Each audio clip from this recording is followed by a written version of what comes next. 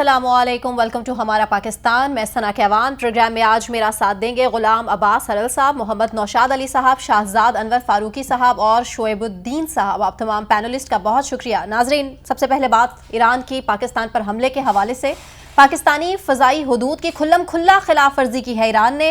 ईरानी security forces ने रिहायशी इलाके को मिसाइल हमले का निशाना बनाया और इस गैर कानूनी फ़ज़ाई हदूद की खिलाफ वर्जी के नतीजे में 2 बच्चे जान की बाजी हार चुके हैं, जबकि 3 लड़कियां जख्मी बताई जा रही हैं। पाकिस्तान ने ईरानी हमले की शदीद अल्फाज में मजम्मत की है और इसे पाकिस्तानी फ़ज़ाई हदूद की संगीन खिलाफ वर्जी भी करार दिया है। ईरानी सफ़ीर को मुल्क बदर कर दिया गया है और ईरान में जो हमारा सफ़ीर मौजूद था उसको भी वापस बुला लिया गया है, ये ऐलान हो चुका है। सबसे पहला सवाल गुलाम अब्बास साहब आप ही के लिए, ईरान ने हमला करने से पहले पाकिस्तान को आखिर एतमाद में क्यों नहीं लिया?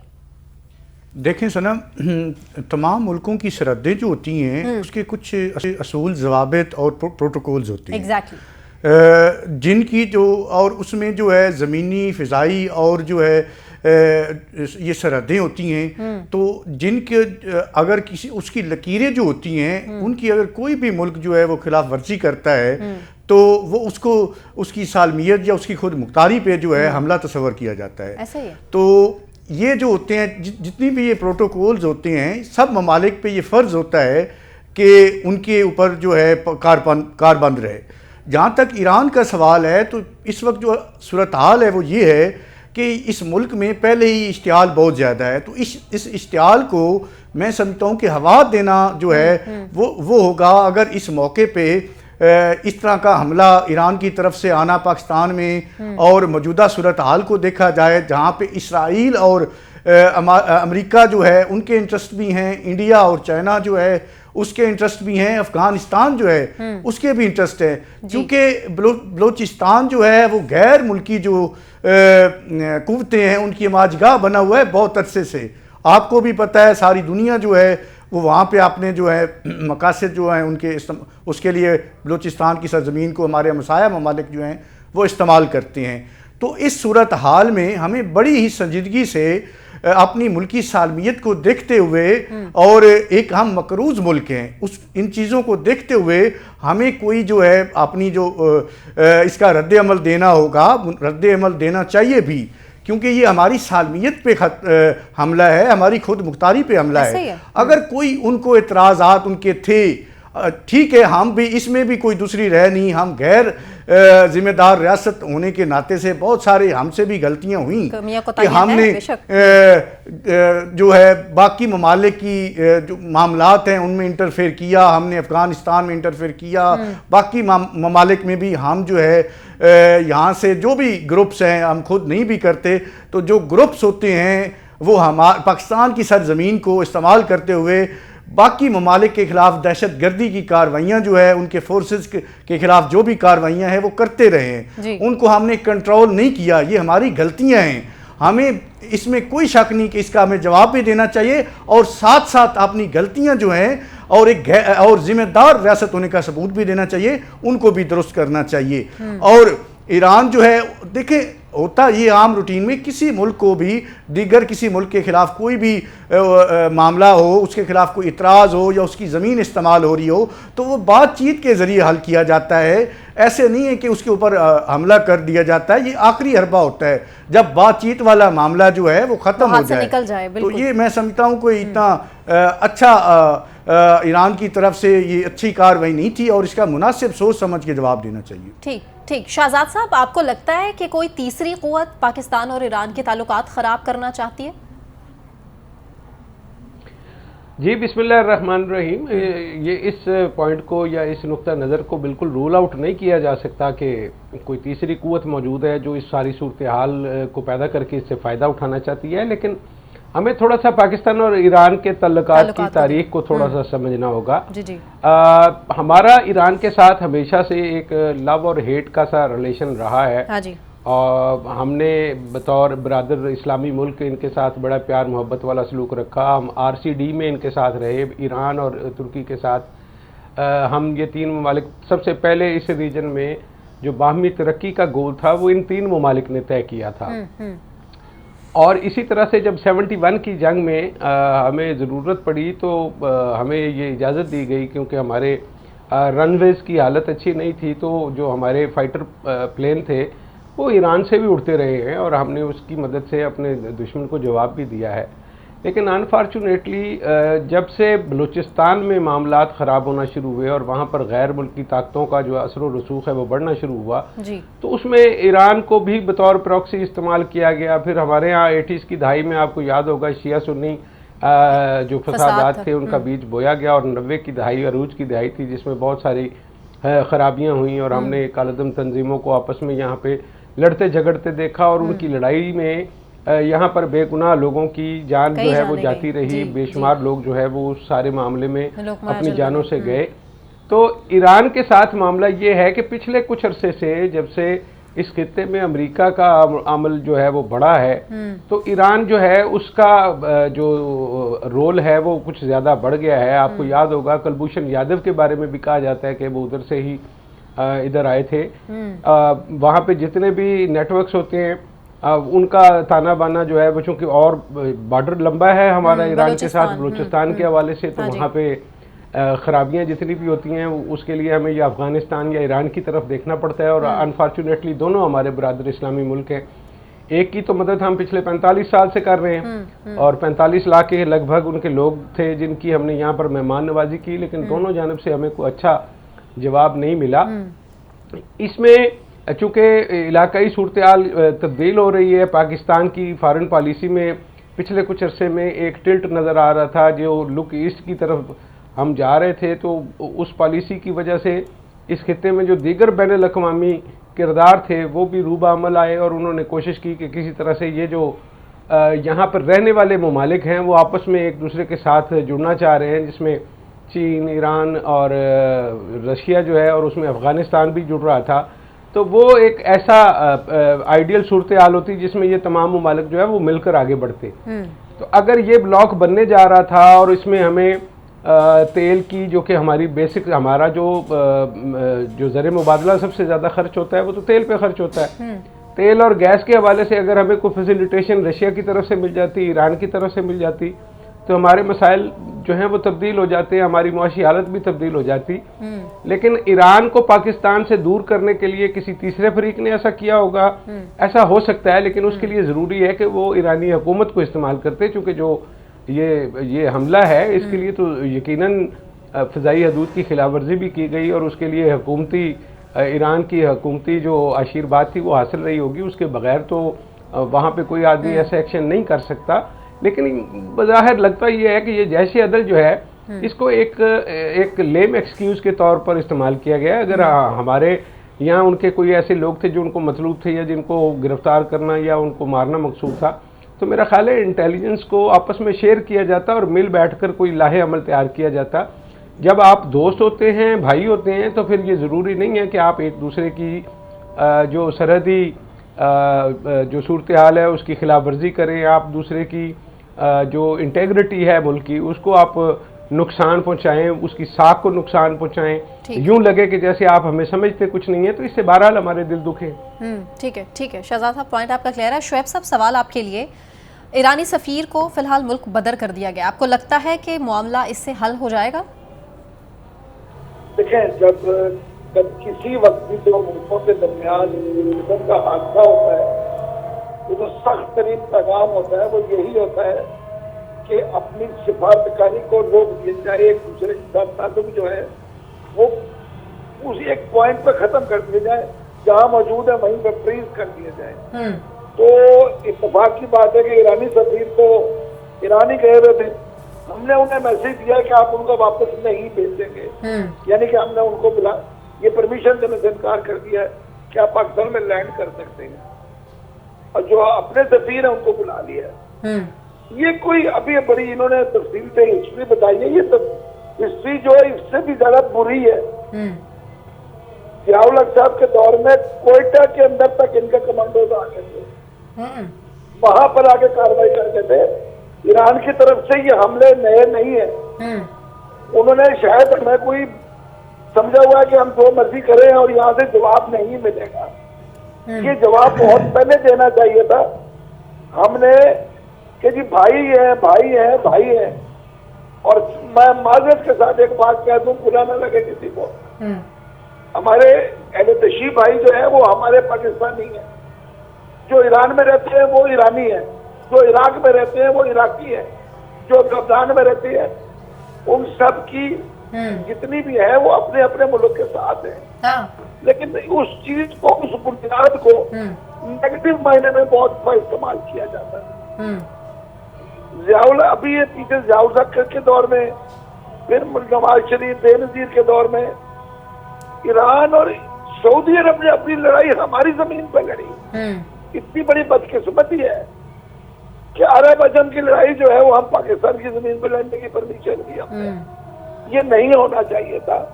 इसके नुकसानात हमारे माशरे को, हमारे अंदर आपस में तफरका फैला है, लोग तकसीम हुए हैं। ये नहीं होना चाहिए था। बहुत पहले इस चीज को कंट्रोल करना चाहिए था।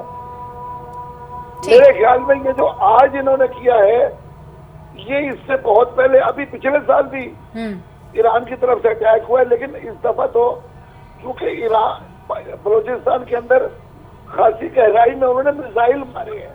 हाँ जी। पहले तो होता था कि रॉकेट मार दिए या फायरिंग कर दी।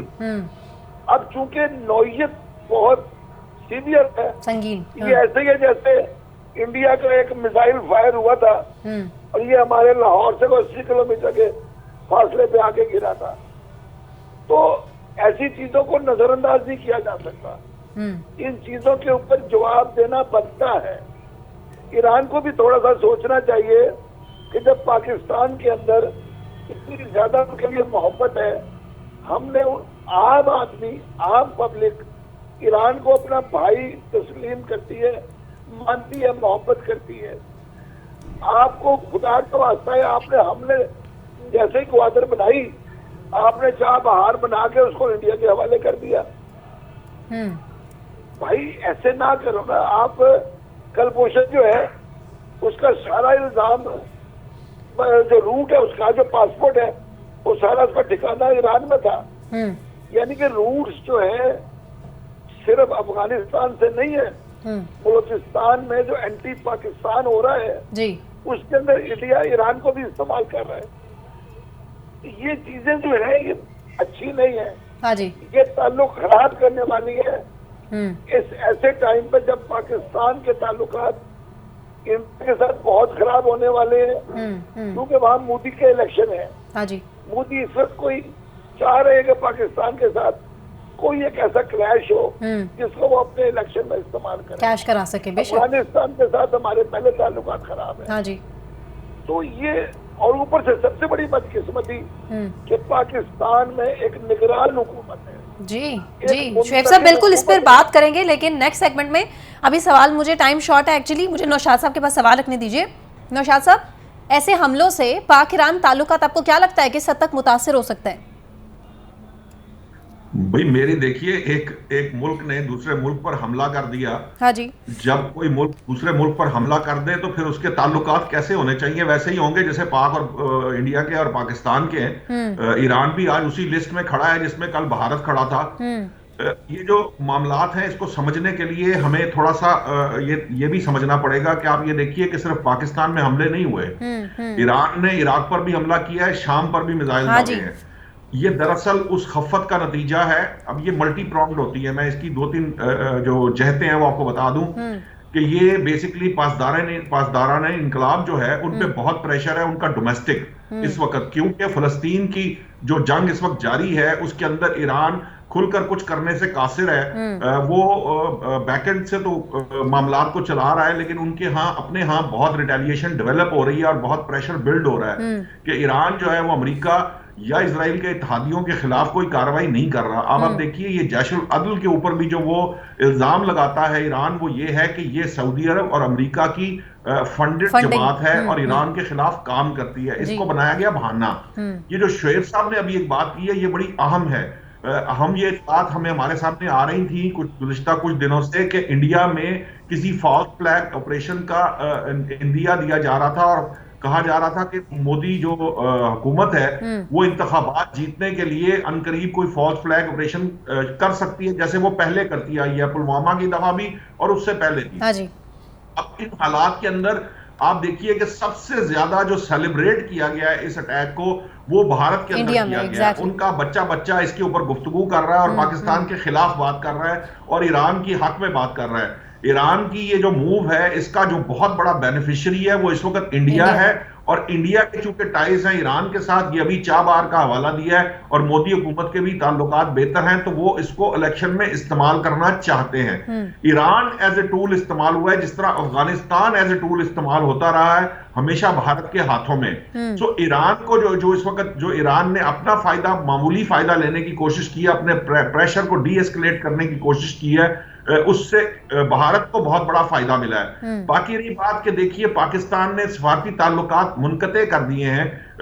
पाकिस्तान ये भी कर सकता था कि पाकिस्तान इसी तरह से, पाकिस्तान का भी मौक़िफ़ है कि यहाँ के जो कलभूषण की जिसकी बात की जा रही थी उसके ताने बाने ईरान से मिलते हैं, और ईरान में ऐसा नेटवर्क मौजूद है जो इंडियन खुफिया एजेंसी रॉ के जरिए ऑपरेट किया जाता है, और उसी के जरिए जो दहशतगर्द हैं वो बलोचिस्तान के अंदर भिजवाए जाते हैं और उनके नेटवर्क को वहां फाइनेंशियल एड दी जाती है। मैं आपको एक दिलचस्प बात बताऊं कि अभी रिसेंटली कुछ मनशियात की, करोड़ों रुपए मालियत की मनशियात भी पकड़ी गई और कुछ फैक्ट्रियों के ऊपर भी अटैक किया गया है। दूसरी बात यह है कि हम इस वक्त, पाकिस्तान इस वक्त गैर कानूनी तौर पर मुकीम गैर मुल्कियों को पाकिस्तान से भिजवा रहे हैं, तो उसकी खफत में अफगानिस्तान भी बहुत चीख चिल्ला रहा है, और आज ईरान ने भी ये साबित कर दिया कि ईरान भी उसी नेटवर्क का हिस्सा है जो बेसिकली भारत के जेर असर है, और इसी जेर असर होने की वजह से जो है ईरान को कुछ करने की कोशिश कर गया है जिसका उसको कोई हक नहीं पहुंचता था। पाकिस्तान ने दरगुजर से काम लिया। अगर पाकिस्तान भी ये जानते बूझते हुए कि वहां पर भारत के, ईरान के अंदर भारतीय नेटवर्क और दहशतगर्दी के नेटवर्क मौजूद है जो वहां से फाइनेंस भी करते हैं और सिस्टम को चलाते भी हैं, नेटवर्क भी बनाते हैं, तो पाकिस्तान भी शदीद जो है वो इसके खिलाफ जवाब दे सकता था, लेकिन पाकिस्तान ने रिस्ट्रेन का मुजाहरा किया है, जो कि मैं समझता हूं एक मुनासिब बात है। चीन ने भी कहा है कि दोनों पार्टियों को एहतियात से काम लेना चाहिए। पहले ही इस वक्त देखिए दुनिया के अंदर जब रूस यूक्रेन वॉर शुरू हुई तो दुनिया भर के अंदर महंगाई किस जगह पर पहुंच गई।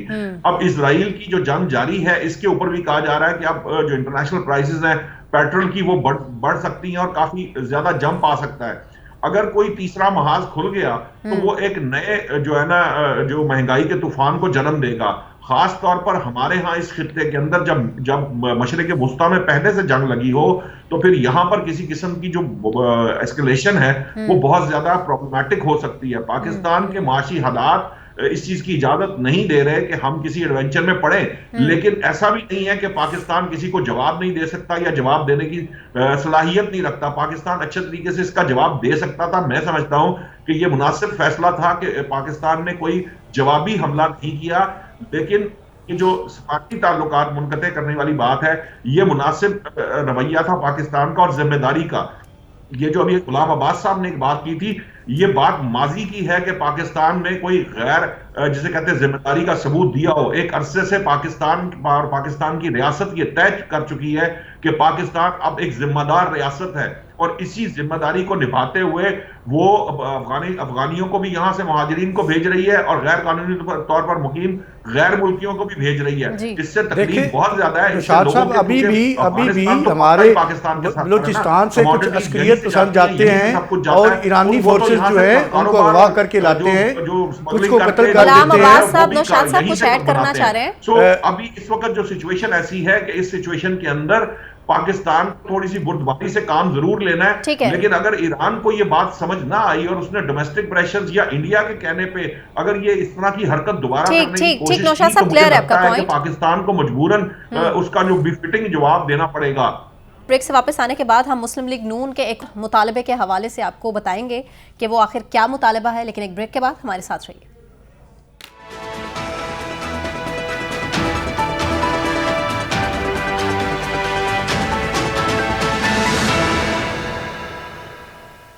वेलकम बैक नाज़रीन। आगे बढ़ेंगे बात मुस्लिम लीग नून के हवाले से, जिनके सदर ने दबे छुपे अल्फाज में एक और बड़ा मुतालबा कर दिया है। शहबाज शरीफ कह रहे हैं कि जो भी जमात जीते हम चाहते हैं कि उसे सादा अक्सरियत दी जाए।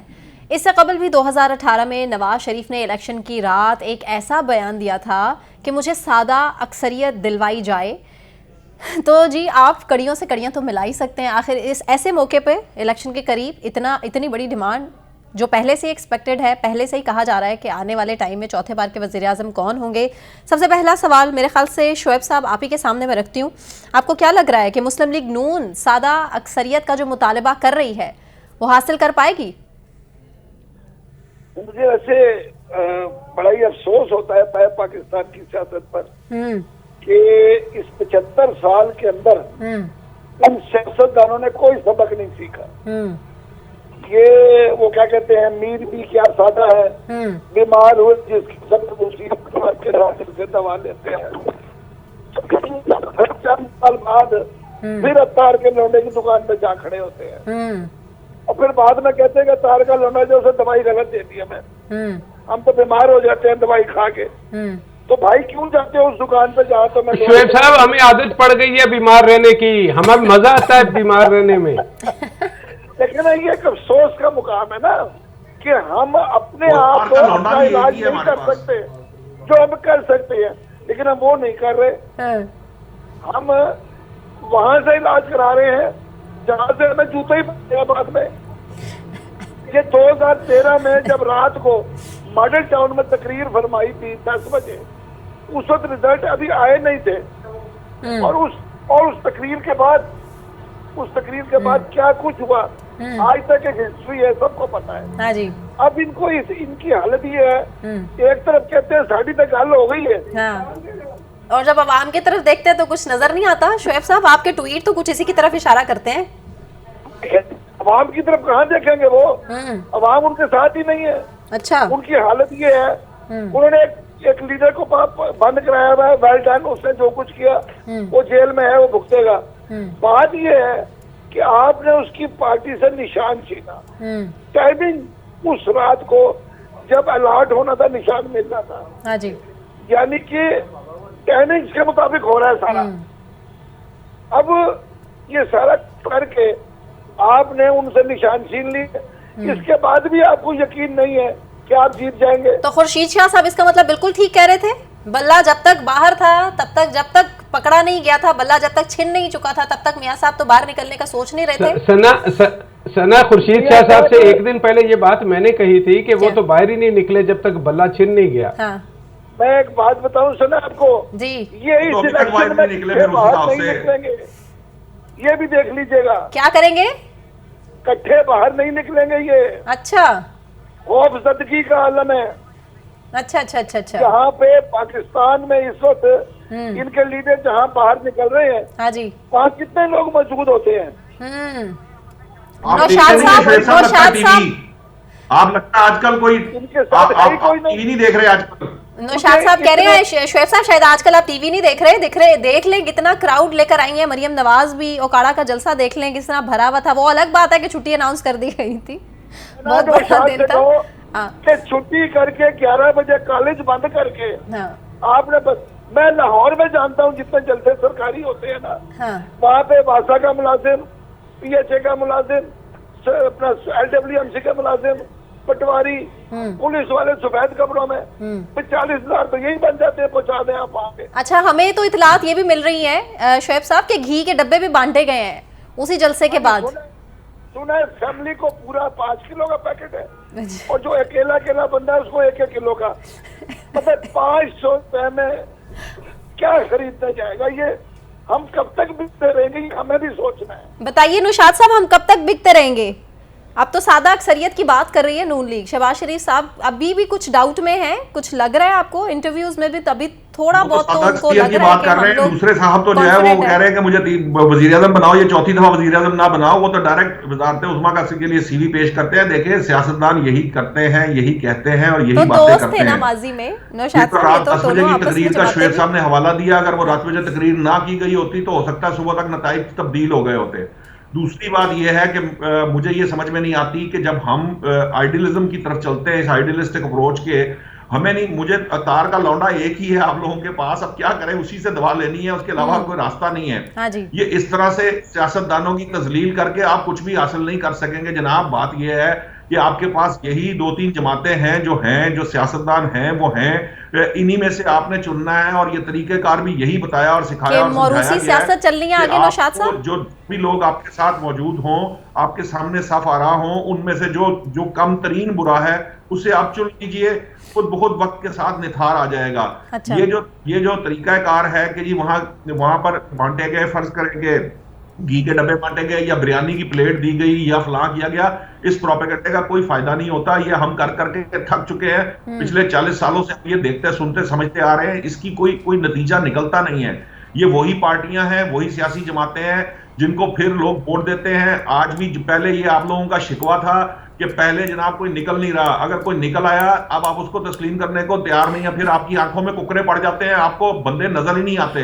फिर आपकी हालत ये हो जाती है कि खौफ का आलम ये, अगर उनके पास वक्त कम है और उन्हें अलग-अलग और नौशाद साहब आंखों में कुकरे ना हो तो फिर अतार के लौंडे के पास कैसे जाएंगे हम? इनकी भी उम्र इसी दश्त की स्याही में गुजर गई, वो ये कहना शुरू कर देते हैं वो इकट्ठे नहीं गुजरेंगे, खौफ का आलम है।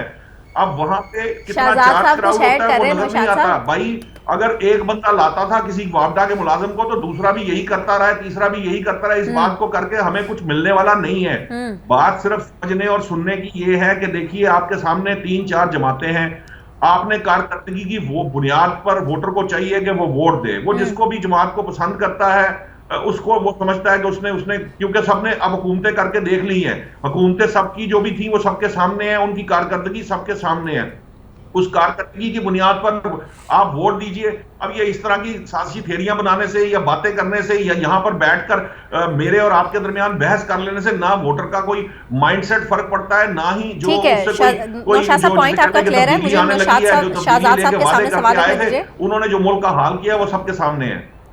ठीक है, कारकर्दगी की बात कर रहे हैं नौशाद साहब। शाहजाद साहब इस पर भी ज़रा रोशनी डालिएगा और सिर्फ ये बता दीजिएगा कि ये सादा अक्सरियत की डिमांड ये शहबाज शरीफ साहब कर किस तरह हैं? अच्छा देखिए, बात ये है कि आप घूम फिर के ना फिर अतार के लौंडे की तरफ आ जाती हैं। पता नहीं आपको क्या मसला है, आप गुफ्तगू कहीं भी जा रही हो आप खींच तान के उधर ले आते हैं। बहरहाल ये जो मुतालबा है ये कोई नामुनासिब मुतालबा नहीं है। देखिए मांगने में क्या जाता है, मतलब मांगेंगे तो कुछ ना कुछ मिलेगा ना।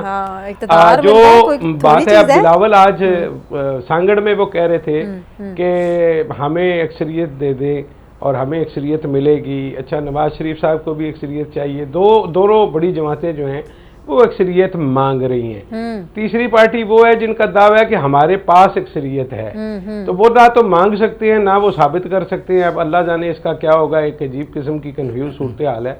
मिसाके जमहूरियत के हवाले से एक मीटिंग जो हुई थी इस सारे मखमसे से, यानी इलेक्शन अनाउंस होने से पहले, तो उसमें कहीं ये तय पाया था कि चूंकि जो है वो बिलावल हुकूमत का थोड़ा सा तजर्बा ले चुके हैं बतौर वजीर खारजा, और अब वो चूंकि अगली बारी उनकी है और प्राइम मिनिस्टर वो बनेंगे, तो ये कहीं किसी तरह तय हुआ था और उसकी बजाय पंजाब जो था वो मुस्लिम लीग नून ने लेना था।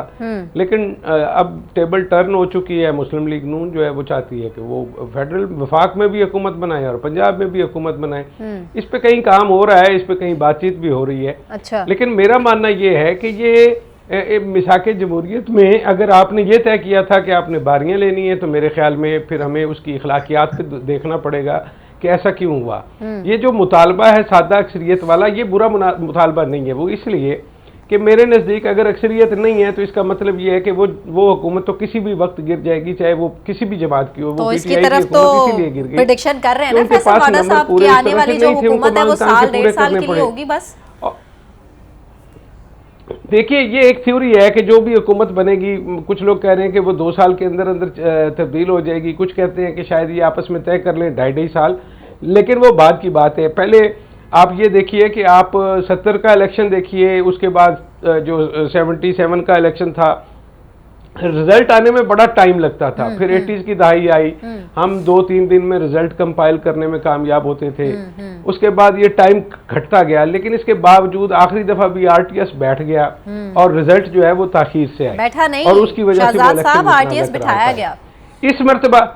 इस मरतबा सना ये है कि इलेक्शन अभी होने हैं, रिजल्ट आपके सामने है और इससे ज्यादा तेज रफ्तारी तो हम नहीं दिखा सकते कि आपको रिजल्ट का पता है और फिर भी इलेक्शन अभी होने हैं। तो इससे अच्छा निजाम तो हो नहीं सकता इंतखाबात का, जिस तरह का इलेक्शन कमीशन लेके आया है। अब आपको ये गलतफहमी नहीं होनी चाहिए कि इस दफा नताइज जो है वो ताखीर का शिकार होंगे। ठीक है, जो मरियम साहिबा जिस तरह से अपनी कंपेन कर रही हैं, देखिए मुझे मोरूसियत पे एतराज है, लेकिन अगर उस पार्टी के लोग ये चाहते हैं कि भाई आगे आए, लेकिन मेरा मानना यह है कि नए आइडियाज तो होंगे उनके पास, मरियम हो या बिलावल हो।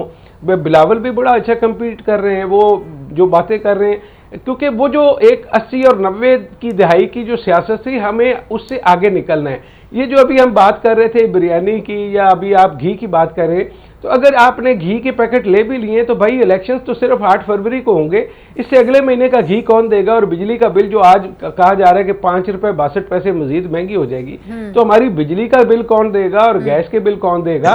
तो मेरा ख्याल है एक पैकेज डील होनी चाहिए। जो बंदा कोई वोट डाले तो वो वोट के साथ जो है उसको कोई ऐसा कूपन मिल जाए पूरे 5 साल के लिए, 4 साल 11 महीने शहजाद साहब, बड़ी इंटरेस्टिंग सिचुएशन है। अवाम भी बड़ी बाशऊर हो चुकी है। अवाम खुद चाह रही है कि चले इलेक्शन डिले में ही जाता जाए तो बेहतर है, हमारे तरक्याती काम तो होते रहेंगे ना। अवाम की तो सुनी जा रही है ना, दरअसल जो 4-4, 5-5 साल से नहीं काम हुए वो फिलहाल देखिए ये एक वाहिद महीना है जिसमें अवाम की कोई से होती है, अदरवाइज अवाम को कौन पूछता है कि वो क्या चाहता है क्या नहीं चाहता। इस वक्त वो आपके सामने आसमान से तारे तोड़ने के वादे करते हैं, तो ये आसमान से तारे तोड़ने के वादे करने के लिए इलेक्शन का होना जरूरी है। या तो आप एक बात और कर लें कि भी हर साल इलेक्शन करवा लिया करें, इसी वजह से मुतालबा खुलकर सामने आ गया शहबाज शरीफ साहब का। उसके लिए आप ये जो मशीन वाला इलेक्शन है वो करवा लें, पर्चियां ठीक है, शहजाद साहब पॉइंट क्लियर है।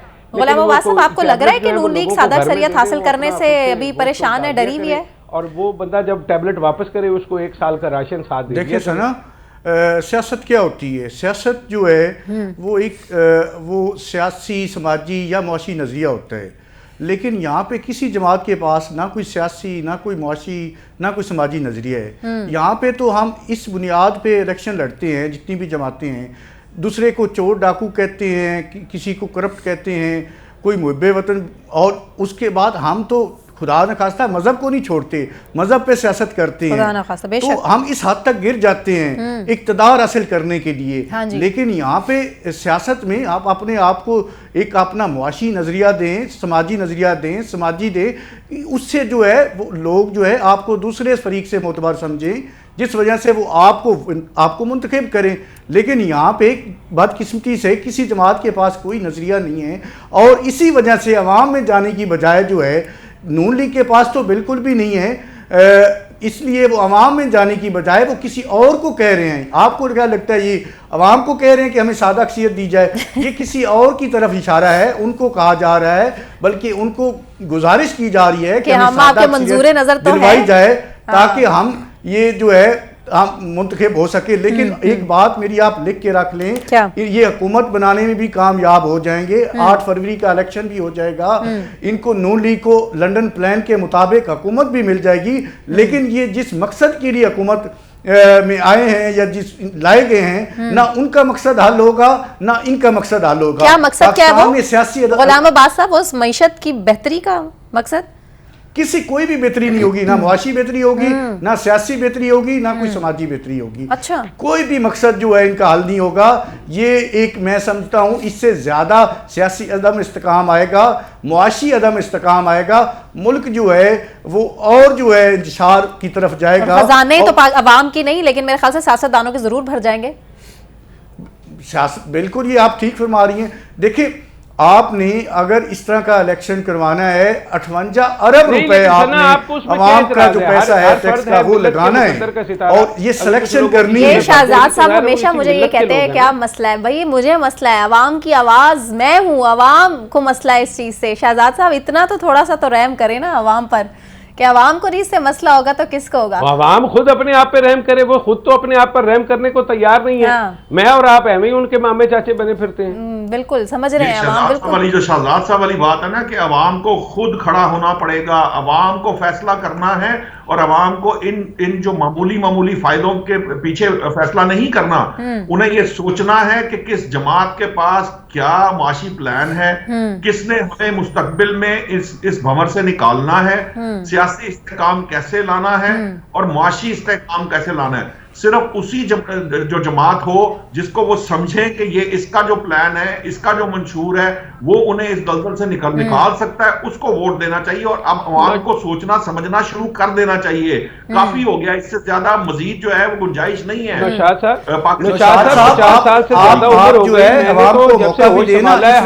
एक जमात के जो भी उम्मीदवार है उनको ये बड़ा सख्ती से हुक्म है कि आप ना तो इमरान खान का तस्वीर लगा सकते हैं, शहजाद साहब, गुलाम अब्बास साहब की बात सुन लें। पहले की अखबारात की सुर्खियां ना आप जो है अब्बास साहब, मैं आपको देती हूँ मौका। शहजाद, ठीक है, शहजाद साहब का पॉइंट क्लियर है। गुलाम अब्बास साहब, आप कुछ ऐड कर रहे हैं इसमें?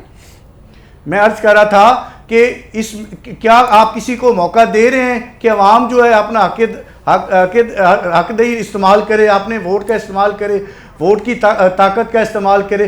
आप तो एक जमात जो है उसको आपने माइनस कर दिया है और उस जमात का आपने बदला छीन लिया, उसको टेक्निकली नॉकआउट कर दिया।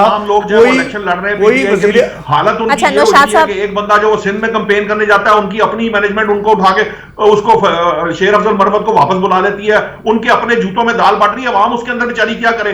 अवाम के पास नुमाइंदे हैं, पाकिस्तान तरीके इंसाफ के कैंडिडेट मौजूद हैं, वो लोग असेंबली में भी जाएंगे, वहां पार्लिमानी कमेटी भी बना लेंगे। सिर्फ उनसे निशान छीना गया जो कि गलत है, लेकिन इंतखाबात हो रहे हैं। क्या वो उनको इतनी सेंस नहीं है अवाम को कि वो ये समझ ले कि एक हल्के के अंदर पाकिस्तान तरीके इंसाफ का कौन सा कैंडिडेट है और उसको वोट दे दे? ये कर सकते हैं कि नहीं कर सकते? नौशाद साहब, लेकिन इंतखाबी निशानात जिस तरह से उन्हें छीन कर और अजीबोगरीब से इंतखाबी निशानात मिल गए, वो भी तो एक बहुत बड़ा जुल्म है ना। अगर हमें डमी मिलाई मिल जाए तो क्या प्रॉब्लम है?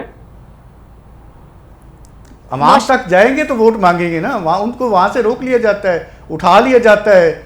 और जो लोग अवाम में जा रहे हैं, आप तो देख रहे हैं उनके साथ हो क्या रहा है। लोग उनके साथ सेल्फियां लेने की बजाय बता रहे हैं अपने हालात और कह रहे हैं कि जी आपके मंशूर में जावेद लतीफ के साथ उनके हल्के में क्या हुआ हमने देखा।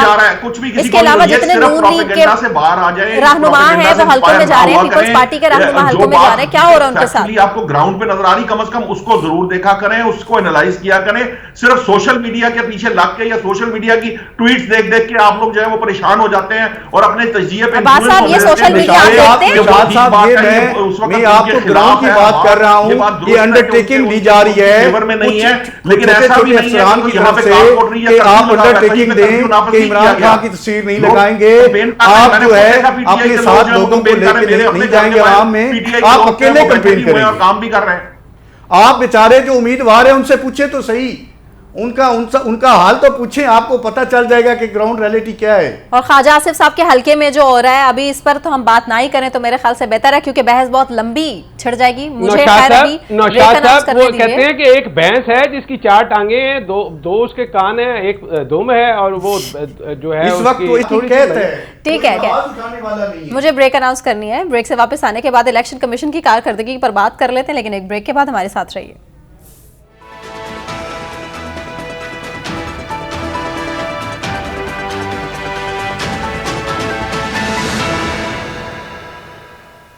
वेलकम बैक नाजरीन। इलेक्शन कमीशन ऑफ पाकिस्तान ने वाजे किया है कि इंतखाबी निशान की तब्दीली से उन हलकों में इंतखाबी अमल मुतासर हो सकता है। इंतखाबी निशानात की अलॉटमेंट के बाद प्रिंटिंग कॉरपोरेशंस को बैलेट पेपर्स की जो छपाई का ऑर्डर है वो दिया जा चुका है, जिससे ये वाजे होता है कि तैयारी मुकम्मल ही नहीं थी इलेक्शन कमीशन की। जिनको इंतखाबी निशान अलॉट किए गए उनसे पूछा ही नहीं गया। जब वो अपीलों में जाएंगे, इंतखाबात इससे ताखीर का शिकार हो सकते हैं, ताखीर का बहाना बनाया जा सकता है। ऐसे में सवाल ये पैदा होता है कि इलेक्शन कमीशन की तैयारी मुकम्मल क्यों नहीं थी? नौशाद साहब, भाई इलेक्शन कमीशन की तैयारी, जो प्रिंटिंग के लिए चीजें जाएंगी, जब निशान अलॉट होंगे उसके बाद ही बैलेट पेपर जो है वो छपने के लिए जाएंगे ना सना। ये तो बड़ी अंडरस्टूड सी बात है। अब आपको जो है अगर फर्ज करे कि वो डंडा दे दे और शहजाद साहब को वो साइकिल, ये सारा फोकस डंडे पे क्यों है आखिर? तो फिर ही बैलेट पेपर छपेंगे ना। मरियम का भी पहले कैसे छप जाएंगे? भाई देखें बात को जरा, कुछ थोड़ी लॉजिक भी को इस्तेमाल किया करे भाई, ये कुछ सेंस भी होनी चाहिए। नहीं तो ये जो इलेक्शन कमीशन ने लॉजिक पेश किया है कि जो आजाद उम्मीदवारों को इतने अजीबो गरीब किस्म के निशानात अलॉट कर दिए हैं, मतलब इज इट लॉजिकल? नौशाद साहब, शहजाद साहब कुछ ऐड कर रहे हैं। एक मिनट दीजिएगा मुझे। ये नहीं हो सकता कि इलेक्शन कमीशन जो है वो हर काम पे- चले शहजाद साहब का पॉइंट ले लेते हैं। हल्का बनिए। तो वैसे माशाल्लाह हमारे तजियाकार तो ये कह रहे हैं कि नतीजे भी तय हो चुके हुए हैं, कह सकते हैं, वो कहते हैं वो। देखिए बात ये है कि आप कम से कम कोई ये तो सिंपल बात है, ये हर बंदे को पता है, जो सहाफी है वो अरसे से इलेक्शन कमीशन कवर कर रहे हैं कि हर चीज का एक टाइम फ्रेम है, उस टाइम फ्रेम के साथ चलना है। अगर आप उस टाइम फ्रेम के साथ नहीं चलेंगे तो आप डेडलाइंस मीट नहीं कर सकते, और आपने एक तारीख दी हुई है जिसमें आपने इंतखाबात कराने हैं। अब फर्ज करें कि हम ये नहीं तो अगर ये इंतखाबी निशान चेंज हो जाते हैं, हुआ करती थी, उन फाफे गुटनियों का काम पता क्या होता था कि उनके पास से कोई गुजर जाए तो भी शोर डाल देती थी, उनके सामने से कोई गुजर जाए तो भी शोर डाल देती थी, कोई मोहल्ले में नया बंदा आ जाए उन्होंने शोर डाल, उन्होंने हर बार, वो कहते हैं आटा गूंदी हिल्दी क्यों है। जब आप ये वाला रवैया इख्तियार कर लें कि आटा गूंदी हिल्दी क्यों है, तो फिर तो हर बंदा जिसने आटा गूंदना है उसने हिलना ही हिलना है। तो ये काम मेरे ख्याल से इलेक्शन कमीशन ने नौशाद साहब ज्यादा किया है। नहीं तो आप मशीन पे गूंद लें नौशाद साहब। ये तो पीटीआई वालों के साथ इलेक्शन कमीशन ने ये काम किया है कि ये इलेक्शन पीटीआई ऐसे क्यों जा रही है, तो पीटीआई ऐसे क्यों जा रही है, यूं क्यों चल रहा है तो वो क्यों चल रहा है, ऐसे ही है शहजाद साहब? भाई पीटीआई ने नहीं, उन्होंने पीटीआई को वो इलेक्शन कमिशन ने कहा था कि आप इंतखाबात ना करें। अच्छा मेरी गुजारिश तो सुन लें, एक जाली इंतखाब करा के सामने रख दे वीडियो के लिए, हमने ये इंतखाब करा दिया, ये इलेक्शन कमीशन ने कहा था जी शहजाद साहब। नौशाद साहब मैं तो वैसे ही आपके विजन का मोतरफ हूँ, मैं सिर्फ आपसे ये हरकत अगर वो ना करते हैं 5 साल होना पहुंचे 3-4 साल के गुजरने के बाद ये शहजाद साहब को मौका दें। शहजाद साहब आप क्या कह सकते हैं? आप इतना गुस्सा ना करें, मेरी बात तो सुन लें। गुजारिश ये है कि आपने हल्कियां बंदियां की, हल्का बंदियों में बेशुमार एतराज़ात थे, उसके लिए जब लोग अदालतों में गए तो वो सारा मामला हशप कर दिया गया कि अगर आपने हल्का बंदियों को छेड़ा तो इंतखाबात ताखीर का शिकार हो सकते हैं। ठीक हो गया जी, उसको आपने जाने दिया। उसके बाद लोगों के वोटर लिस्ट में जो प्रॉब्लम थे उसकी जब बात हुई, उसको भी उन्होंने कहा नहीं, अगर इसको आपने छेड़ा तो उसके बाद इलेक्शन ताखीर का शिकार हो जाएंगे। अब आप बात सुनिए कि एक इलेक्शन करवाने एक आईनी तकाजा है, वो टाइम हम गुजार चुके हैं। हाँ ये बेसिकली हम सुप्रीम कोर्ट ऑफ पाकिस्तान के एक फैसले की तामील कर रहे हैं, हम आईनी तकाजे की तामील नहीं कर रहे। आईनी तकाजे का वक्त गुजर चुका है, अब हम सुप्रीम कोर्ट के फैसले की हम तामील नहीं कर रहे। मेरी बात तो सुन ले, फिर आपसे जवाब आपसे ही लेना है। मैं सिर्फ ये गुजारिश कर रहा हूँ कि अब आपने इंतखाबात जो करवाने हैं उसमें एक जगह लिखा हुआ है कि इसको साफ और फ्री एंड फेयर होना चाहिए। ये मतलब इस तरह तो सिर्फ इलेक्शन करवाना कहा था कि हम तारीख नहीं दे रहे, फेयर। लेकिन सुप्रीम कोर्ट ने कान से पकड़ के इलेक्शन कमीशन को डेट की तरफ तो लेकर गया ना सुप्रीम कोर्ट ही। ये सुप्रीम कोर्ट भी पकड़ा है या नहीं पकड़ा, ये आपकी पाकिस्तान तरीके इंसाफ ही गई थी वहां पे, ये हमें तो मालूम ही नहीं, जिसने हर वक्त यही काम करना है। अदालतों में भी वही पहुंचे हुए हैं, अदालतों में भी सबसे ज्यादा शोर शराबा उन्हीं का ही है। टाइम वेस्ट करने आ जाते हैं अदालत का, जज साहब सही कहते हैं उनकी थी। इसी तरह वही आपकी आवाम है भाई, उनको फिर निकाल दे पाकिस्तान से, गोली मरवा दे उनको। आपको उनकी हर अमल पर एतराज है कि वो अदालतों में जाते हैं, वो फतेह कुटनी है, वो ये करते हैं, वो करते हैं। निकाल बाहर करें इनको पाकिस्तान से। क्या तमाशा बनाया हुआ है आपने? पाकिस्तान में रहने का हक नहीं है उनको। वो आपके तमाम जो बुनियादी हकूक हैं वो उनको अगर पाकिस्तान में हासिल नहीं है तो फारिग कर देना यार उनको। बिहारी भी तो रखे हुए आपने इतने सालों से, हासिल नहीं है उनको भी बिहार कैंपों में शिफ्ट कर दे या उनके लिए इंसाफी कैंप बना दे, उनको उधर बिठा दे कहीं। आप ही कर रहे हैं शहजाद साहब। नहीं बात सुनिए ना, आप नजर में कोई ऐसी चीज नहीं है, बात यह है कि आपके इलेक्शन के हवाले से किसी अमल को कोई आदमी अदालतों में चैलेंज करने जाता है, आप कहते हैं ओ हो इसको हाथ न लगाना वगरना इलेक्शन लेट हो जाएगा, ओ हो इसको हाथ न लगाना वगरना इलेक्शन टूट जाएगा। वो कितना के नाजुक इलेक्शन करवा रहे हैं भाई आप। इस इलेक्शन को करवाने के लिए सबसे बड़ा जो तकाजा है, जो मेरी और आपकी बतौर वाचडाग जिम्मेदारी है कि इसको साफ और शफाफ होना चाहिए और साफ और शफाफ होता हुआ नजर भी आना चाहिए। ये शोएब फ्री साहब- एंड फेयर इलेक्शन होने चाहिए। शोएब साहब, इस तरह से इलेक्शन अगर आप फ्री जद्दियात में और नहीं फेयर जाएंगे, कितना आप किसी हो को रहा है, चिंता दे ये तो देंगे, इलेक्शन देंगे, से चलो पहले ठीक है, प्रेडिक्ट आपने किया जा ये सकता है। ऐसा ना हो। शोएब साहब, सिर्फ ये बता दीजिए ले लिया कि किसने कहा? इलेक्शन सिंबल कमीशन लेते की हुए आप जिम्मेदारी उसका है क्या? consent तो लेते हैं इंतखाबी उसका निशान अगर उम्मीदवार का। चेंज किए जाते आपने हैं, पहले दिन ही ये कह दिया कि अब आप इसको छेड़ ही नहीं सकते, जो मैंने दे दिया सो दे दिया। हाँ, अगर किसी ने करवाना है और बहुत मजबूरी है तो आप इसके लिए दरखास्त जो है वो डायरेक्ट इलेक्शन कमिश्नर को देंगे, आप रिटर्निंग अफसर को नहीं कहेंगे, ताकि मजीद उसमें वक्त जाया हो। और ये कितना का बड़ा काम है कि एसी साहब जो डिप्टी कमिश्नर साहब वो सामने लिस्ट रखे और उसको कहें यार ये मौजूद है, इनमें से जो मर्जी ले लो। ठीक इसमें है, क्या शहजाद साहब रॉकेट पॉइंट साइंस है? आपका मुझे क्लियर है। बताइए, शोएब साहब से ये सवाल कितने करने सालों का काम है जो दीजिए। नहीं शोएब हो साहब, सकता। आप शहजाद साहब की बात से इत्तेफाक कर रहे हैं? बात ये है कि इंतखाबी निशान माजी में भी तब्दील होते रहे हैं, हाँ जी। और मुझे अच्छी तरह याद है कि ऐसा वक्त भी हुआ है कि अगर कोई लेट तब्दील हुआ तो उस उम्मीदवार से उस प्रिंटिंग के पैसे लिए गए थे। ये ऐसा नहीं है, हम हिस्ट्री भूल जाते। इलेक्शन कमीशन बदकिस्मती से पाकिस्तान की तारीख में कभी भी एक क्या इंसाफ से काम कर ही नहीं सका। हमेशा किसी ना किसी के इशारे पे चलता है, बेशक। कभी किसी का इशारा होता है, कभी किसी का इशारा होता है। और मुझे सबसे बड़ी किस्मत ये देखे, यहाँ जितने लोग बैठे हैं, मैं इन सब में ज्यादा उम्र का आदमी हूँ। मुझे 70 का इलेक्शन भी मैंने देखा था, 77 भी देखा था, 85 भी देखा, 88 भी देखा, और 88 के बाद 88 समेत सारे मैंने नुमाइंदों के बतौर अपने रिपोर्टर के भी देखे। मैं तो बकायदा उसमें पूरा एक एक चीज मतलब वर्क की है कि एक गली गली में। हाँ जी। हमें आज तक ईमानदारी की बात है, एक भी इलेक्शन साफ शफाफ नहीं मिला। और इस दफा तो जो है वो माजी के तमाम रिकॉर्ड तोड़ दिए इन्होंने। ये इलेक्शन कमीशन है जी कि मैं इलेक्शन नहीं करूंगा, क्यों कि 2 असेंबलियां टूट गई हैं, मैं तो इकट्ठे इलेक्शन कराऊंगा। और ये कहाँ लिखा है आइन में कि अगर पंजाब का इलेक्शन नहीं हो तो वो 1.5 साल वहां पे एक गैर जमहूरी निगरान हुकूमत रहेगी। वो बात करने वाली, ये सब कुछ इस इलेक्शन कमीशन की वजह से हो रहा है। और मैं आपको एक बात लिख के दूं, याद रखिएगा, अगर मुशर्रफ के ऊपर नवाज शरीफ ने आर्टिकल 6 का मुकदमा किया है, इस इलेक्शन कमीशन में जो 5 मेंबर बैठे हैं समेत चेयरमैन, एक वक्त आएगा इंशाल्लाह इनके ऊपर भी आर्टिकल 6 का मुकदमा होगा कि तुमने आइन की खिलाफ वर्जी किस कानून के तहत की और तुम होते कौन हो। तरीके की ख्वाहिश पेश कर रहे हैं शोएब साहब। बना लिया हमने, कौम की नाक मर्जी मोड़ लिया, इतनी कमजोर है ये आइन को। तो वाकई अब्बास साहब एक मजाक नहीं बना लिया पाकिस्तान में?